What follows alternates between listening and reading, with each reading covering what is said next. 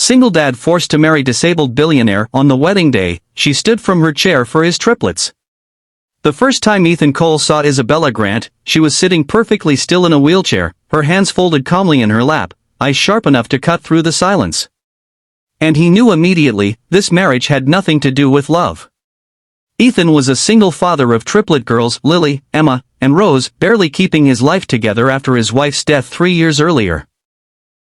He worked 2 jobs in Chicago, nights at a warehouse and days driving deliveries, just to keep food on the table and his daughters in school. Bills piled up. Rent was overdue. The system wasn't kind to men like him, tired, grieving, and invisible. So when a lawyer in an expensive suit showed up at his apartment with an offer that sounded unreal, Ethan laughed at first. "You want me to marry a billionaire I've never met?" The lawyer didn't smile. "It's not a request, Mr. Cole. It's a contract." Isabella Grant, tech heiress, philanthropist, and one of the richest women in North America, was disabled after a spinal injury from a car accident 5 years earlier. The media said she'd never walk again. What they didn't say was that her controlling family wanted one thing, a husband who looked good on paper. A stable family man.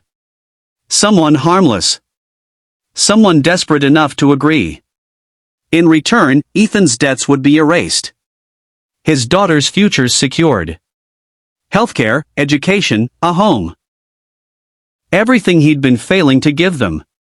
Ethan didn't sign the contract for himself. He signed it for his girls. From the start, the arrangement was cold and painfully clear. They would live in the same mansion.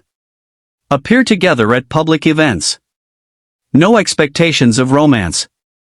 Separate rooms. Separate lives. Isabella barely spoke during their first weeks under the same roof. She was polite, distant, guarded. Ethan, awkward in tailored suits and marble hallways, focused on one thing only. Being a father. And tea.